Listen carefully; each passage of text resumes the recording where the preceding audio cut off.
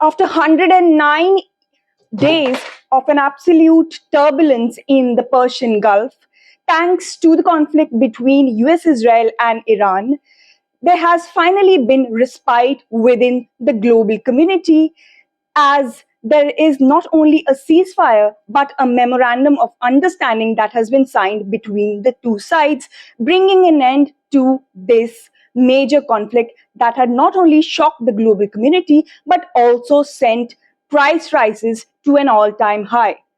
The conflict also showed to the global community how fragile relationships are in the current geopolitical scenario and how easy it is to make and break alliances. It also shows that there is even more need of an ability to bring end to major conflicts with dialogue and discussion, and how important is peace for not only one country or sides included in a conflict, but in fact an entire community, because conflict in any part of this world means that there is going to be trouble across the globe. And to discuss this major conflict, its repercussions, and the future of the negotiations between the two sides, we have somebody who would share with us what really holds for the future of this major conflict that has finally ended. We have with us the deputy representative of the supreme leader of Iran in India, Mohammed Ziyaeenia Saab, with whom we are going to discuss the future of the conflict. So thank you so much for talking to India Abroad. This has been a very difficult phase for you all. You've lost several of your top leadership, and it has also been, very emotional kind of a phase for you all. How do you view this? What is going to be the future of this MOU now? Bismillah ar-Rahman ar-Rahim, in the name of Allah, the Compassionate and Merciful. First of all, I would like to thank you for coming here and preparing this opportunity to have discussion and to talk about important issues.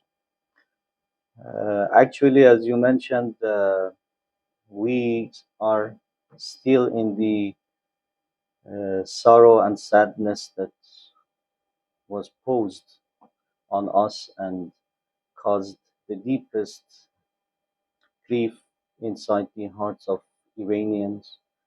We lost our great supreme leader, Hazrat Ayatollah Uzma Sayyid Ali Khamenei, Rizwanullah Ta'ala alayh.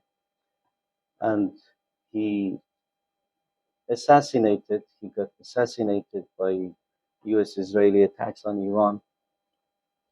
Plus, we lost very precious lives of 168 children of Minab school. Besides the teachers, that the total loss is close to 200 lives in that tragedy. Plus, we lost more than 3,000 lives in Iran during those 40 days of war, plus those days that the conflict and the attacks on Iran was continued every other day. So,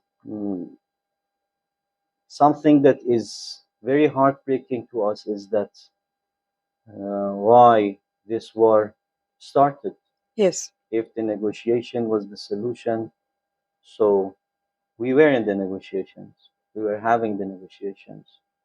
Even before this, 8 years ago, 10 years ago, we had the documents, JCPOA with the US and some other countries. We all signed that document, and it was also confirmed and approved in Security Council of the UN. Right. But no one knows why. If the negotiation is the solution, so what was the necessity of this the war? Maybe it was necessary for the colonial powers to understand the strength of the will of Iranian nation, to understand the power of the country of Iran, that it would not be defeated by these militant actions and military invasions on Iran. So now, after all these problems that they brought Yeah. to us as the country of Iran, as the nation of Iran, and also to other parts of the universe, in different countries, you see that how this war waged by the US and Israel and Iran brought different problems in Absolutely. all around the world. So after finding that this is not working, Mm. this is not the solution, this is not the way that Iranian nation, accept the oppression Mm. coming by foreign powers, and they are so powerful that would respond and repulse Right. back the attack to the source of invasion. Ji. So now they again came to this conclusion that the negotiation and having peace is the best solution. Before that, we had the peace. Right. Before 28th of February, peace was prevailed Right. all around the region. Right. There was no bombing in Iran. There was no bombing, and the Strait of Hormuz was open. Everything Yeah. was okay. But they saw and they thought that the solution is war and military action. Now they understood that this is not the solution. We hope that they understand it truly, and we do not trust them Right. because we had again an agreement with them. We had a ceasefire with them 10 months ago. Right. It's more than 10 months. It's almost a year. A year. So again, they were the ones that broke that ceasefire. Ceasefire was broken. Also. Yeah. So we are very hopeful that they now they are understanding the reality. We are very hopeful for this, and we hope that they be intellectual. Okay. And they come to this conclusion that it's enough to test the power, will, and the determination of the Islamic Republic of Iran and Iranian nation. And also of civilizational powers, if I may say. Yes. And would want to really ask, you mentioned dialogue. Now negotiations are finally going on, and negotiations have in fact reached a very significant level. You've already signed an MOU. Negotiations are going to continue for another 60 days. So that is going to be a period that we are going to watch for. But as of now, what the global community is thinking that it is a major win for Iran. Why? Because number one, the sanctions have been lifted. Plus, there is also a promise, or rather a stipulation, that the US is also going to help contribute to a development fund that is going to look after the development of Iran, which is mostly a reparation of what has happened. So how do you view this major plus point that is on the Iranian side? Actually, as you mentioned, yes, because they came, if we look at the goals that they announced in the beginning of the war, none of the goals were achieved. Right. And all of them was in vain. Mm. So it shows who is the victorious part of the war. Even there was no need of this MOU to understand who is the winner. When you look at the scene, clearly it was obvious that who is the winner and who is the loser. And everyone in Iran also understands this and knows this, as also in other parts of the world. Uh, Many people they understood this. That U.S.-Israeli attacks on Iran were not successful. Right. It was a defeat for them. That's why they have come to the position that 1 year ago they had, 10 years ago they had. And also, we were saying from the very beginning that this is the solution. We were not the ones that attacked them.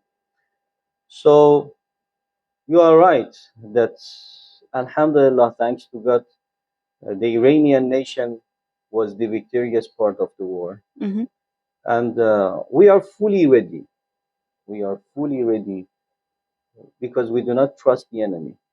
We are fully ready to respond to the threats that they are having right now.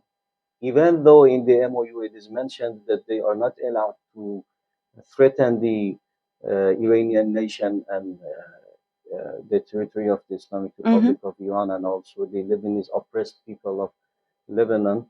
But they are continuing to somehow to threat and to, having some words because they want to show that we have this face.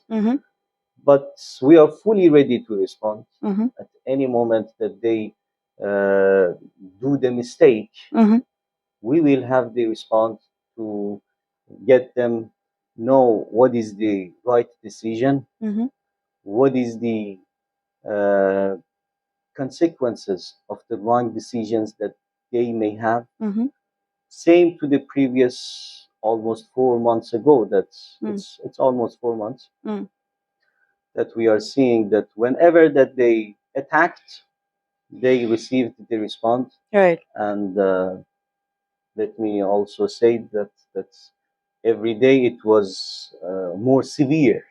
So that's why Right. now they are on the negotiations, and they are back to the table, and they are deciding to talk and to discuss. Right.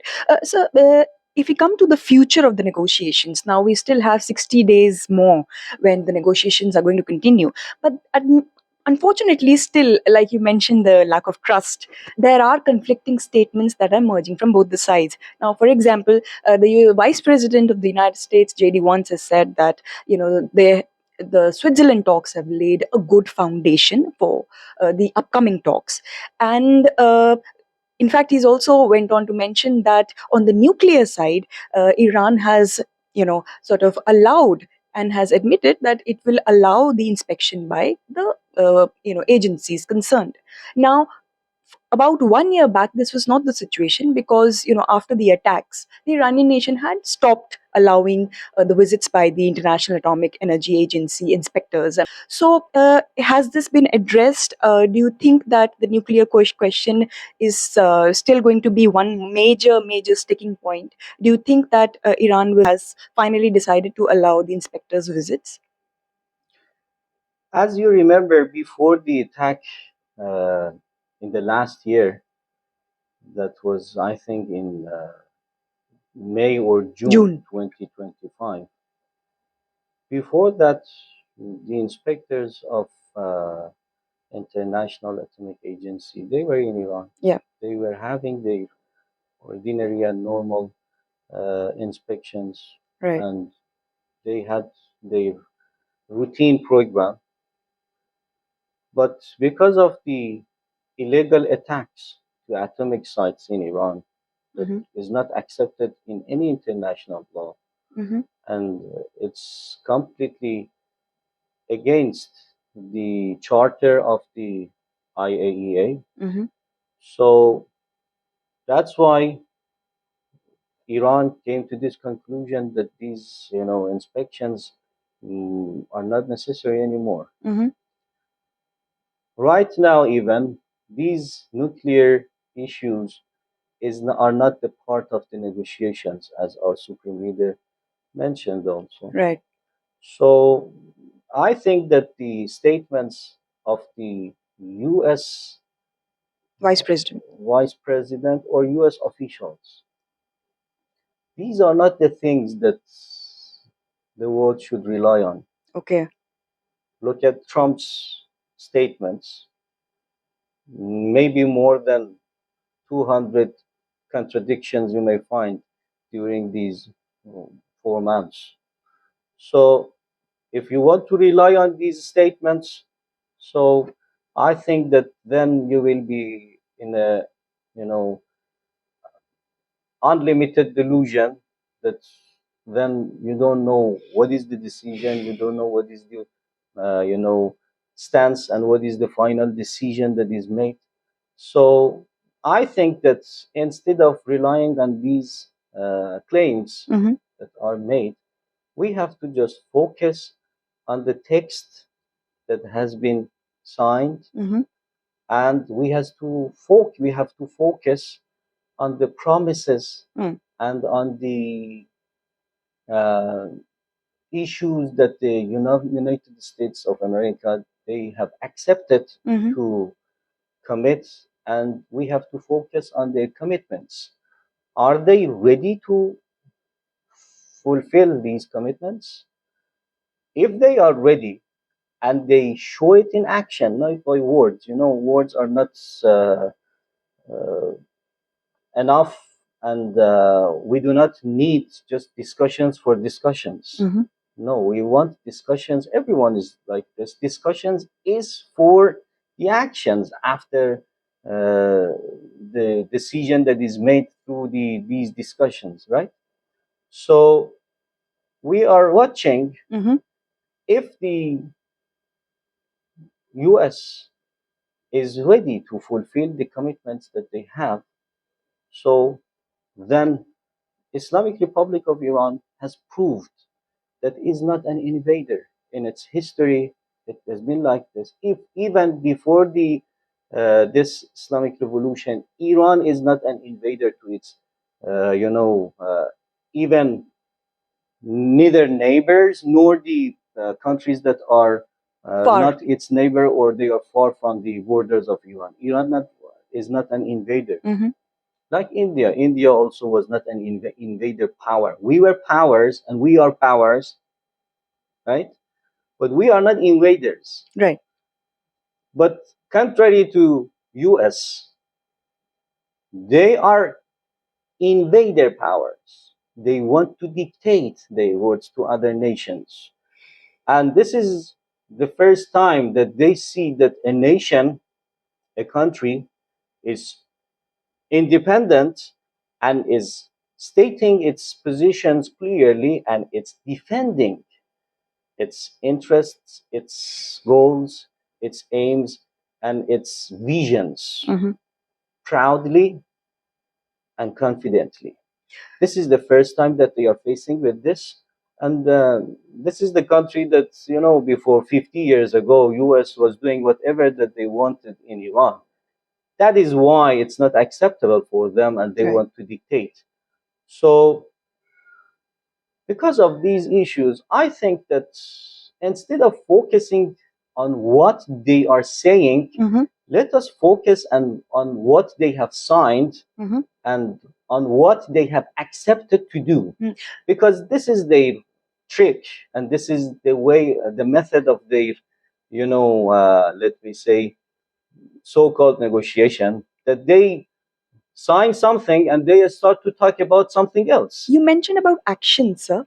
Now, do you think that the lifting of sanctions on Iranian oil, which has come just a day back, do you think that is a step ahead? How do you see that? That's This an is what action, or is it? this is one of the commitments that they have accepted. Mm-hmm. There are a number of those commitments that Mm-hmm. our officials, they have to confirm that it has been done. Sometimes it is announced, Mm-hmm. because we have all these experiences throughout all these years that we are having. We are experts in negotiation with U.S. government, and we know the games, right? Okay.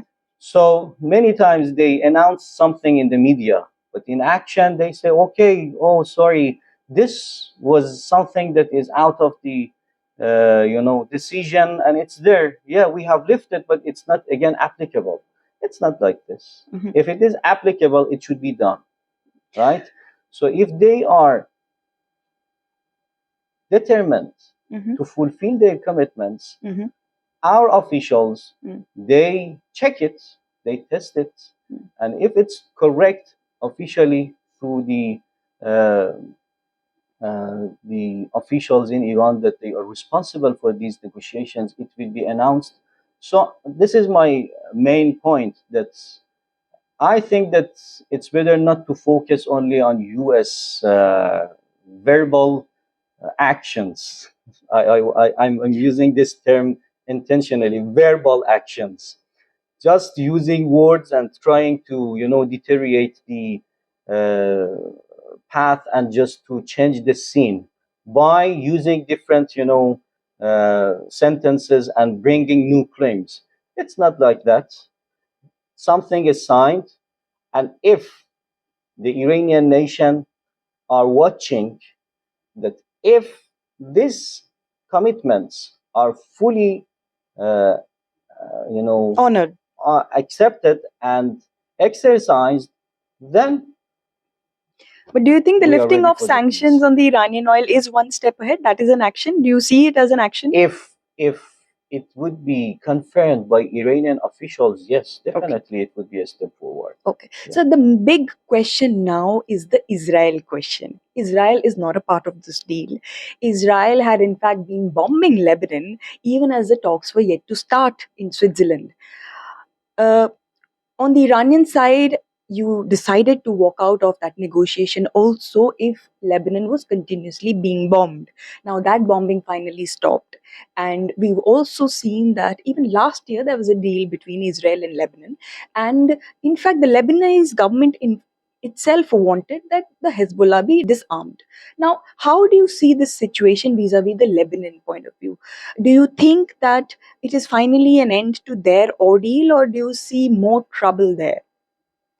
Actually, I'm not the person that is responsible for Lebanon issues, Mm-hmm. right? This issue needs its experts. But these are my personal ideas that I'm Right, sharing with you. right. First of all, um, we consider the occupying regime of Israel as a proxy of the US. We do not consider its actions independently. Mm-hmm. Every action by them is with the responsibility of the US because they are dependent on US. They are attacking Iran with US made airplanes. They are attacking Iran. They were attacking Iran with US made missiles. They were attacking Iran with US made drones. How many of these weapons are made inside that territory? I mean, the occupied land of Palestine. It's neglectable. The majority of these weapons are US made. That's why we see the scene like this, that the Mm-hmm. US is the one that is making the decisions. Mm-hmm. And you cannot separate the actions that are made by those colonizers that are usurping the lands of oppressed people of Palestine. Mm-hmm. They are making decisions independently. It's not like that. They are the proxy of the US in the region, Mm. and they are following the goals of the colonizers in this region. Mm. This is the thing that we are, you know, this is how we are looking at the scene. So, having this in mind, we see that it has been accepted that peace comes to Lebanon. Right, And it has been accepted that Iran also be a part of these peace negotiations in Lebanon. right. So again, we will be watching carefully Mm-hmm. that are they observing these commitments that they have accepted, Okay. or they just want to, let the time pass. Mm. So if they accept that peace is the right of Lebanese people, that we have emphasizing on this, putting emphasis on this point. Mm. We do not want our people be in peace, but other parts of the region again be under bombing. Right. This is not the way that it works. Mm-hmm. If peace is there, it should be a permanent peace, Okay. right? So for everyone. So Iran was the country that was putting emphasis to end the attacks on Lebanon. Even though the US was saying that we stop attacks on Iran, Right. we were saying that if you continue attacks on Lebanon, we again attack you. And we did this. Right. And again, we are saying this, our officials are declaring and stating this clearly, that if the oppressed Lebanese people, they get bombed, so we would be having a response. Right. There is no way out. So, because we cannot separate this war. This war was started at the same moment. Now, of course, before that, there were attacks, killings, but there should be a time to end the war. And we are saying that if you want to end the war, please end it.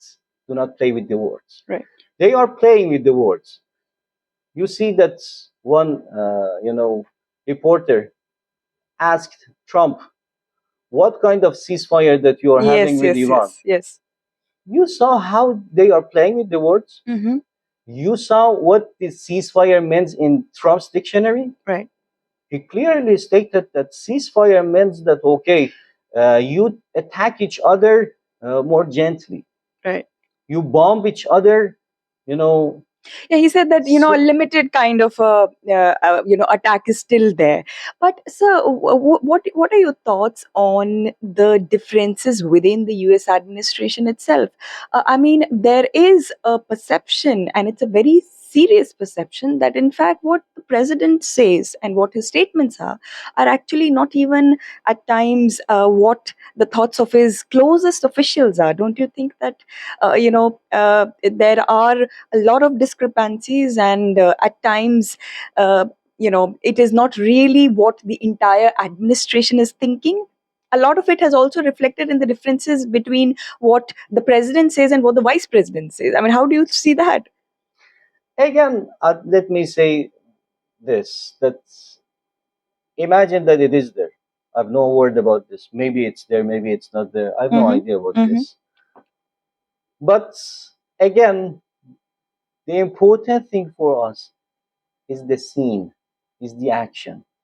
This is the point that I want to put emphasis on. Mm-hmm. If they have some disagreements, this is their own problem. They have to go and fix it. They have to go and discuss, sit together, and come to a scene. They come to the single room and to come to the A same, consensus. Yeah. yeah, to the consensus about these issues. This is their part of this story that they have to do it. Right. Something that is related to us is that, first of all, we are ready to defend ourselves. Second of all, we are ready for permanent peace, Okay. not ceasefire, playing with these words, accepting not to attack on this part but to other part, and something that they say, we do not attack today but we attack tomorrow. These are the games that are, I think its time is over. Okay. So maybe, as you mentioned, there would be some disagreements inside the US cabinet or Top echelons. Yeah. top officials, but still, it's not related to us. Okay. It's not something that we should take the burden of that. Okay. No, it's the issue that they themselves have to be thoughtful for, and they have to come to a certain conclusion. Are they ready Mm. for the permanent peace? Are they ready to stop this aggression? Are they ready to let other people to decide about their own life, their own resources freely? Or they want to do whatever they want, like Venezuela, that they attacked Venezuela, and Trump was saying that Venezuela has stolen our oil. We are living in 21st century and we are witnessing such statements, Right. right? The resources that is under the territory of Venezuela belongs to Trump. Right.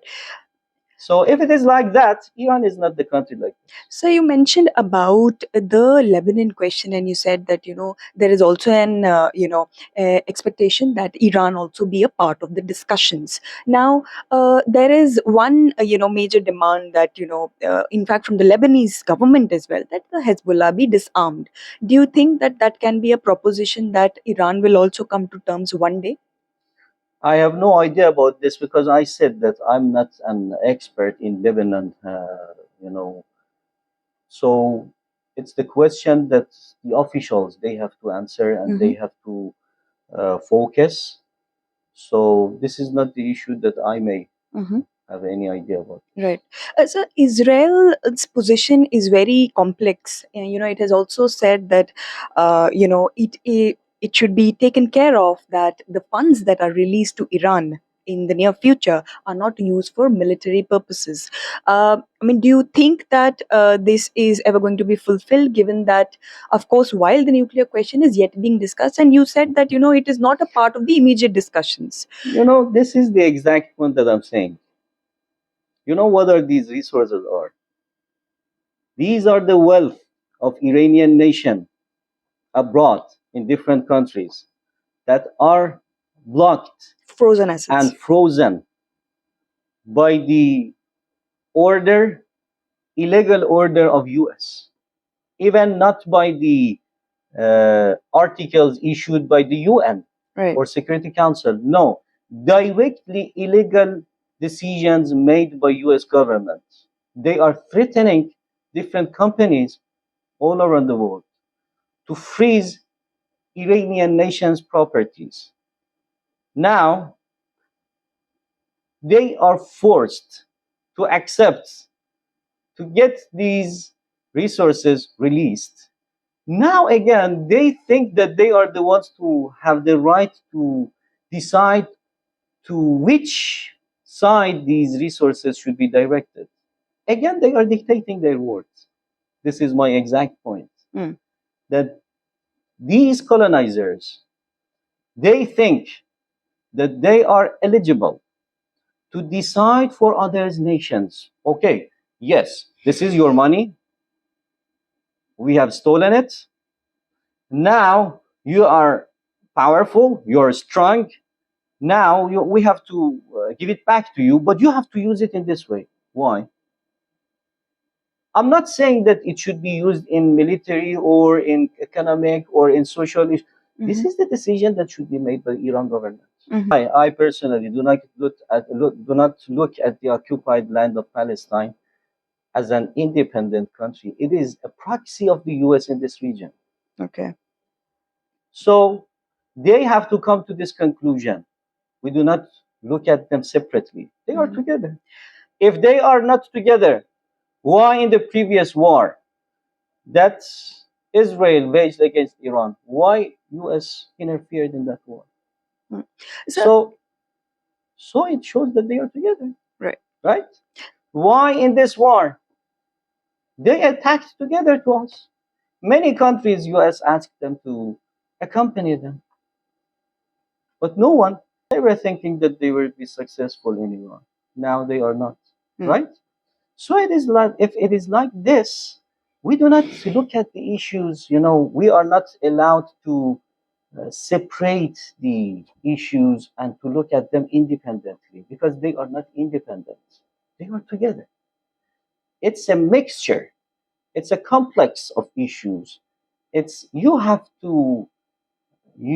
ought to have a galaxy look on this, or they say a bird look on everything, to be able to make the right decision.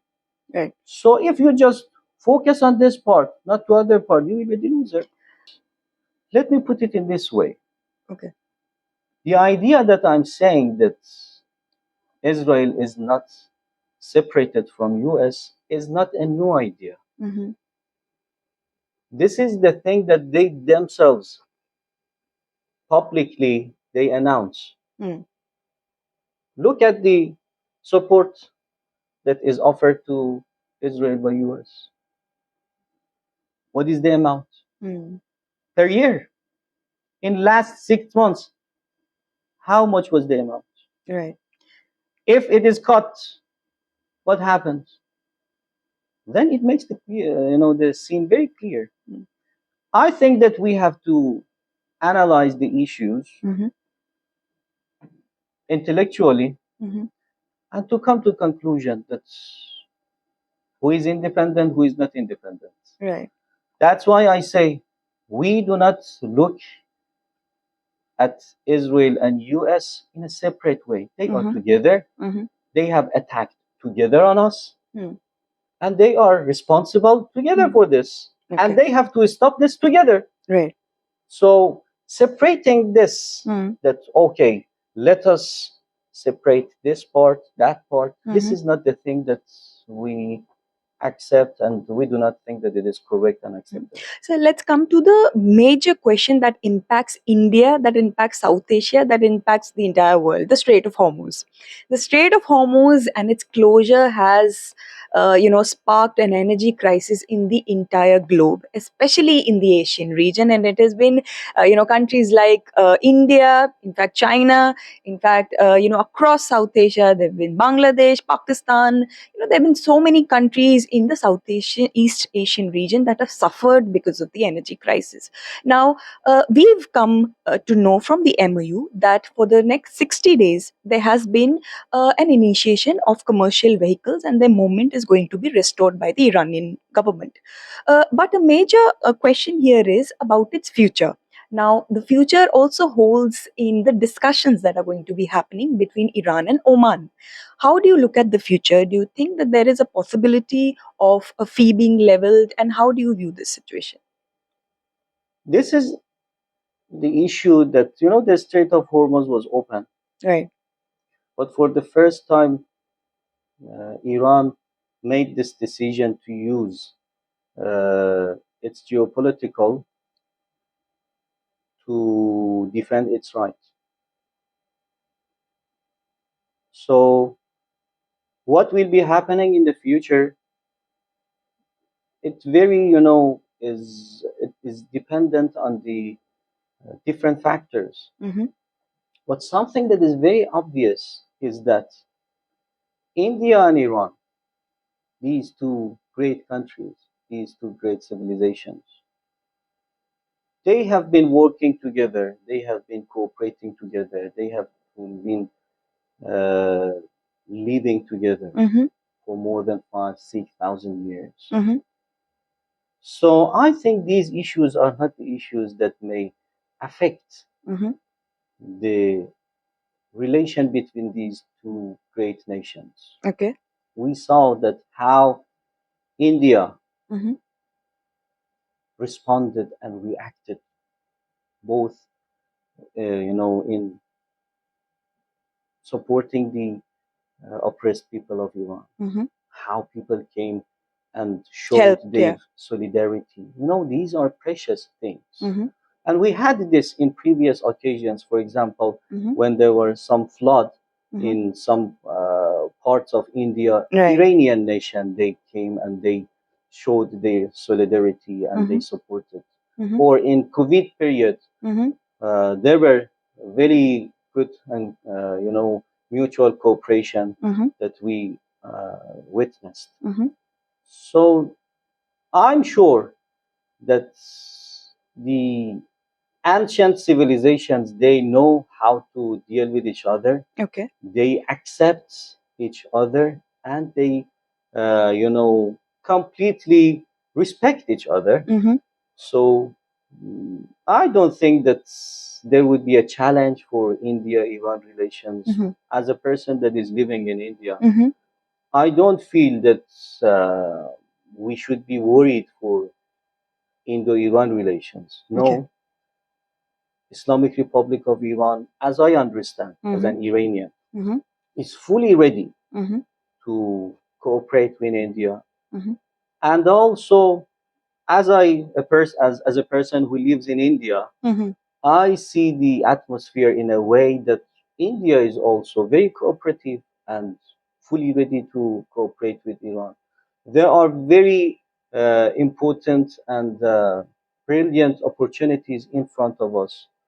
So I think that we may focus on them Mm-hmm. and to use them and to benefit the nations and the world. Mm. So these are the things that I think are there on the scene, and I'm very hopeful that Mm-hmm. inshallah, if God wills, uh, it can be triggered Mm. and get activated more and more, because Mm. the more neighbors Mm. cooperate with each other, Mm. the more the benefit comes to the nations. So, sir, we were talking about the Strait of Hormuz. Just wanted to check from you. When it comes to the Strait of Hormuz, there's an article in the Lloyd's list. Happens to be a ship intelligence firm. Now, it says that, there's a possibility, and in fact, the Persian Gulf Strait Authority has in fact said that, there is going to be an insurance that is going to be made mandatory for the ship owners and, the ships passing by. And it has to be ratified by Iran. After 60 days, it is also possible that a fee will subsequently be charged because that insurance is only free for 60 days. So, are we seeing that, that is going to be levied after 60 days? Personally, everything I think everything is possible, Mm-hmm. but what it will be there, Mm. it's up to the officials. I'm not the one that make these decisions. Mm-hmm. That's how shipping will be there. Something that is clear Mm-hmm. and is stated clearly is that the attackers, invaders on Mm-hmm. Iran, to the moment that the situation is not, uh, in permanent peace, they are not allowed to use this straits and this part of the world to attack on us Right. because they were using this for this purpose. So their ships, their, uh, you know, uh, militants, their army is not allowed to use the Strait of Hormuz. This is the thing that is announced clearly. But what will be happening in the future after 60 days? I think that it's very soon. It's not the time that we may discuss about this. What will be happening after 60 days? My first concern is that what will be happening right now about the MOU that the US has signed. Are they committed to their signature? Mm-hmm. This is the point that I think that we have to focus right now Mm-hmm. and to be worried about and ask them, are they ready to be, again, I repeat, are they ready to be fully committed to their signature? Mm. Or they just want to sign the paper and do whatever they want? Mm. If it is like that, many possibilities are there. So let us just focus on the commitments that they have accepted Mm-hmm. and ask them to fulfill it. Mm-hmm. And then let's see what will be happening in the future. So clearly, this happens to be a conversation that reflects the reality of the US, Israel, and Iran relationship at the moment. Because, as the deputy representative happens to say, that there is still mistrust, there is still a lot that remains to be addressed. And it is only when the commitments are acted upon that the Iranian nation or the government or the regime would be able to finally possibly take a decision that whether or not there is any seriousness towards the commitment to peace in the Persian Gulf. Now, with the globe already watching a tough time due to what has been a very difficult conflict of 109 days, it is only clear that any difficult situation in the Persian Gulf is only going to result in difficulty, misery, and possibly another energy crisis if it continues. Only hoping for peace. This is Shikha Salaria reporting from New Delhi for India Abroad. Stay tuned and keep watching for more such interviews and in depth conversations with dignitaries across the globe.